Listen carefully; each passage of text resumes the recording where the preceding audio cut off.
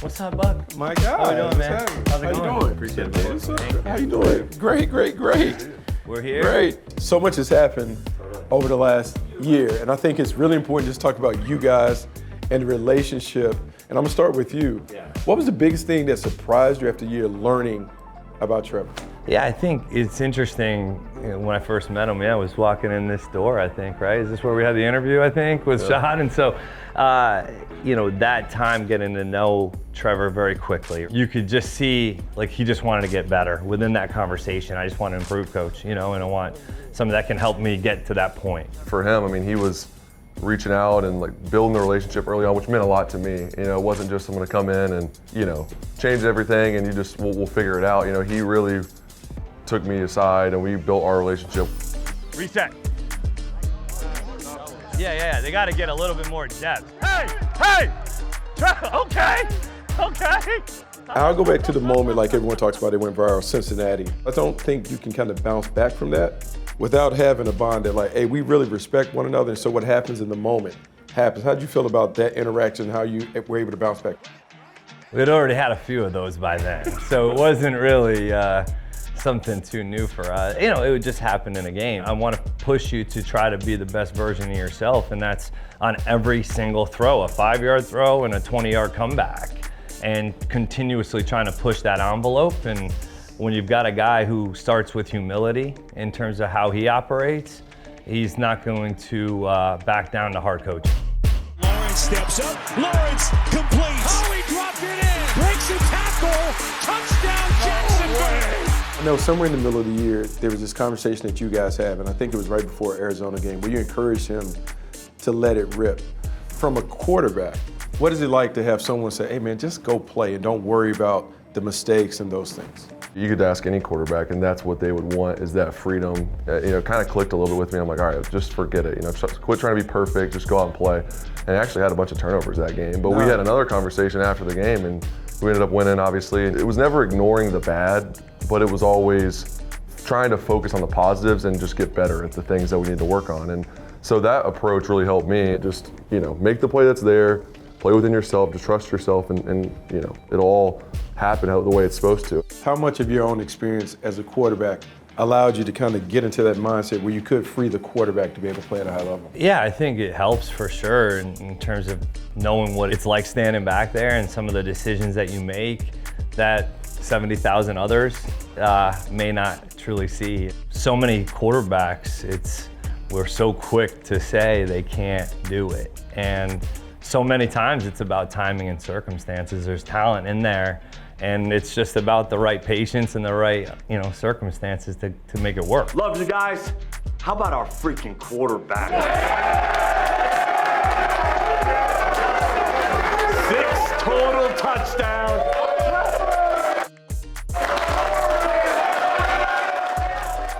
I think as a player and as a former player, there's nothing like being respected by your peers. Like the locker room tells you everything. Yes! We don't play the game for money, whatever, but the respect. And so seeing that moment when they present you with the grill and just the general, adoration and affection between players, what is that like? Trevor, because it's fun, we appreciate you so much for everything you do. I just want you to know all of Jacksonville behind you. We know it's a meme that's kind of going viral, so we got your own video.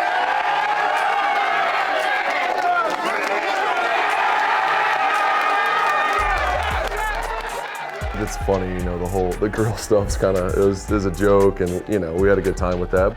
When you have the type of year we had and you get closer together and you go through a little bit of adversity and come out the other side, that is something that happens on a team. And I think that's why we all love this game, is because it brings people together, and when you can accomplish something together, that's what makes it awesome. And I've had some ups and downs in my career, but I've always felt that respect from the team, and I think that's why I've been able to push through a lot of the adversity, because there's a lot of noise on the outside, but really the only thing that matters is in this building, my family and in this building.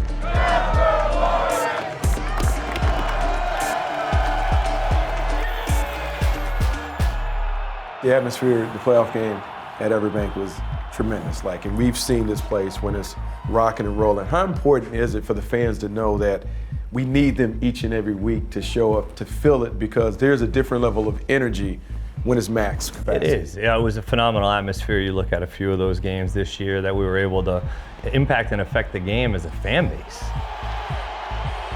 Buffalo had multiple false start procedural issues because of the volume of noise.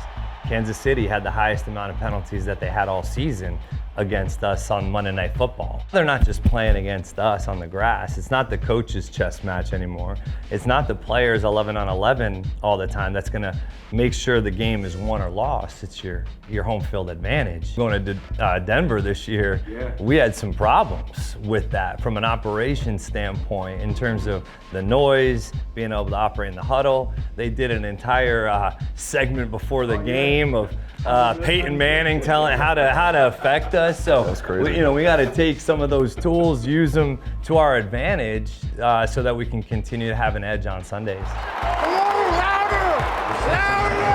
Hush, puppy! When we go on the road and finding that edge, and I've seen you be more demonstrative. How much do you enjoy, like, kind of being the villain per se, if as the team gets better, you kind of take on some of that personnel? I mean, that edge was important for us this year. I think we played with that, and you could tell, I think we, especially early in the season, we won some games just from that. Look to your left and to your right. Gain strength from your f***ing boys, because that's all we got. It ain't never been about what nobody on the outside been saying, bro. It's been about us. It's super important. And then keeping that edge is going to be important because we're not going to be the team that people overlook every week now.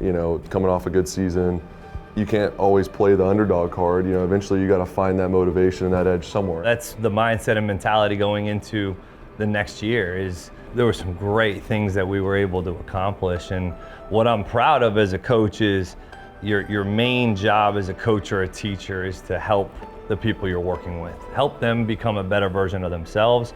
And winning is obviously a part of that. And we were able to do a lot of those things. Oh, these cardiac cats, they win it again. The job's finished. The Jaguars hang on. The hot streak continues for the Jacksonville Jaguars. Now's the real challenge, is putting it back together.